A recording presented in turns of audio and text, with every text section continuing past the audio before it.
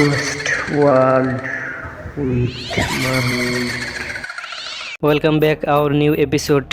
সকলের প্রতি আমার আন্তরিক সালাম, আসসালামু আলাইকুম। আশা করি সবাই ভালো আছেন, আমি অনেক ভালো আছি। এখনও যারা আমাদের চ্যানেলটি সাবস্ক্রাইব করেন নাই, আপনারা দ্রুত সাবস্ক্রাইব করে আমাদের পরিবারের সদস্য হয়ে যান।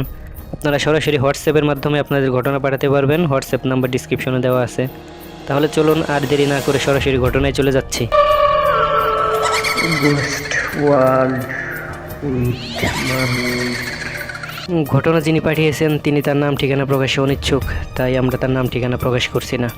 তিনি যেভাবে লিখছেন ঠিক সেভাবে আপনাদেরকে পড়ে শোনাচ্ছি। ঘটনাটি আমার নিজের সাথেই ঘটা।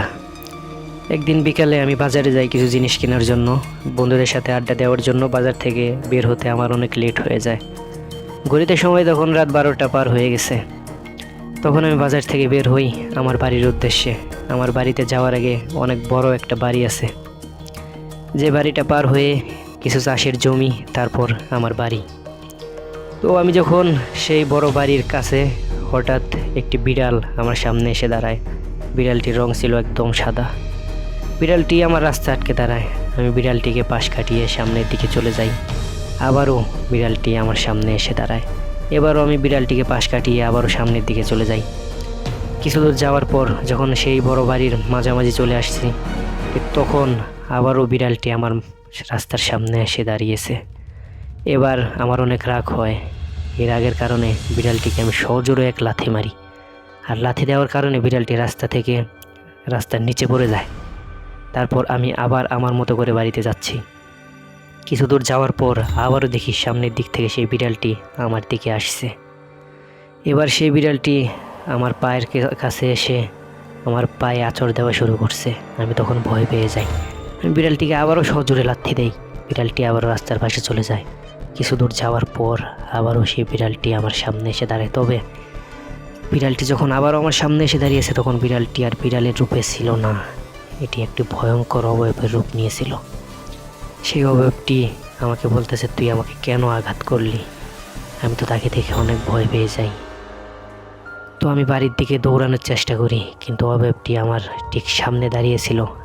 আমি তাকে পাশ কাটিয়ে যেতে পারছিলাম না। যাই হোক, আমি আবার পিছনের দিকে ঘুরে দৌড় দিতে যাব, ঠিক তখনই দেখি অবয়বটি আমার পিছনে দাঁড়িয়ে আছে। এইভাবে অনেকক্ষণ পার হয়ে যায়। অবয়বটি একবার আমার সামনে আসে, আবার আমার পিছনের দিকে চলে যায়। একসময় অবয়বটি আমাকে রেখে চারপাশে ঘুরতে থাকে। তখন তো আমি ভয় পেয়ে যাই। অবয়বটি তখন বিভিন্ন রকমের ভয়ঙ্কর শব্দ করতে থাকে। শব্দগুলো শুনে আমি অনেক ভয় পেয়ে যাই। এবার আল্লাহর নাম নিয়ে বাড়ির উদ্দেশ্যে দিলাম এক দৌড়। দৌড়ে দৌড়ে বাড়ির দিকে যাচ্ছি, আর পিছন থেকে শুনতে পারছি ভয়ঙ্কর সেই ডাক। শেষ পর্যন্ত সে আমার নাম ধরে ডেকে উঠলো, বলল, তুই দাঁড়া, তুই আমাকে আঘাত করছিস। এইভাবে সে পিছনে দাঁড়িয়ে আমাকে ডাকছে। আমি পিছনের দিকে না তাকিয়ে সোজা বাড়িতে চলে গেলাম। বাড়িতে যাওয়ার পর আমার বাড়িটি কাউকে এই ঘটনা আমি বলি নাই। বাড়িতে যাওয়ার পর ওই রাত থেকে আমার প্রচণ্ড জ্বর আসে। অনেক দিন আমার এই জ্বর থাকে। তারপর আমি হুজুরের সাথে দেখা করি, হুজুরকে সব ঘটনা খুলে বলি। হুজুর আমাকে বলল, বিড়ালরূপী যে জিনটি আসছিল সে খুব বেশি শক্তিশালী ছিল না, তাই সে আমার আর বেশি ক্ষতি করতে পারে নাই।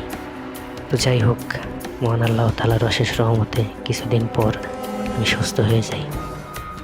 এই ছিল আমার ঘটনা। যদি ভালো লাগে অবশ্যই পড়ে শোনাবেন। আসসালামু আলাইকুম। অসংখ্য ধন্যবাদ আপনাকে আপনার ঘটনা পাঠানোর জন্য। চলে যাচ্ছি পরবর্তী ঘটনায়। Ghost World with Mami. ঘটনা যিনি পাঠিয়েছেন তিনি তার নাম ঠিকানা প্রকাশ অনিচ্ছুক, তাই আমরা তার নাম ঠিকানা প্রকাশ করছি না। তিনি যেভাবে লিখছেন ঠিক সেভাবে আপনাদেরকে পড়ে শোনাচ্ছি। ঘটনাটি আমার নিজের সাথেই ঘটেছে। ছোটো থেকে অভ্যাস ছিল রাতের বেলায় বিলে মাছ ধরতে যাওয়া। তো সেদিনও মাছ ধরতে গেছি। তো ঘটনাটি যেদিন আমার সাথে ঘটে, সেদিন মাছ ধরতে যাওয়ার আগে এক বন্ধুকে বলে রাখলাম মাছ ধরতে যাওয়ার সময় আমাকে যেন ডাক দেয়। তো এই বলে তার সাথে কথা শেষ করে বাড়িতে চলে আসলাম এবং আমি ঘুমিয়ে পড়লাম। তো ঠিক মাঝরাতের দিকে কয়টা বাজে টাইম বলতে পারবো না, আমাকে ডাকতেছে আমার বন্ধু। তো আমি ঘুম থেকে উঠলাম, উঠে ফ্রেশ হয়ে ট্রেটটা হাতে নিয়ে বের হলাম মাছ ধরার উদ্দেশ্যে। তবে এবার আমার বন্ধু আমার অনেক আগে হাঁটছে, আমি তার পিছন পিছন হাঁটছি। আমি তাকে ডাকার চেষ্টা করি, তবে সে আমার কথা না শুনে সামনের দিকে এগিয়ে যাচ্ছে।